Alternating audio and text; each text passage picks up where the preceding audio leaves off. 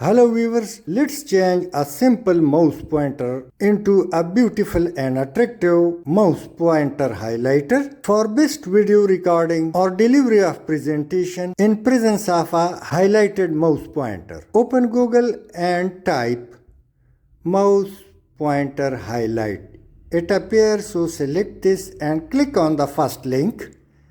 Now download option is available, so click it, or if you are using Windows 11, so click on Windows Start button and then select Microsoft Store, and when it opens, simply we will search and type mouse pointer highlighter. Click it. This is the sign like a cat head, so click on it, and after this now you will be given install option, so click install button. After installation, open button will appear, so click open, and now it's functional. So after opening, this type of interface appears, so I can change the highlighter size. Like, let me change it to 60. Now yellow area has been increased. From here I can change highlighter color, click OK.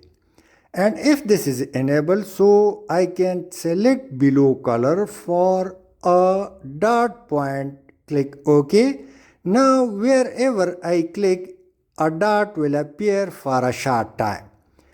Apply settings.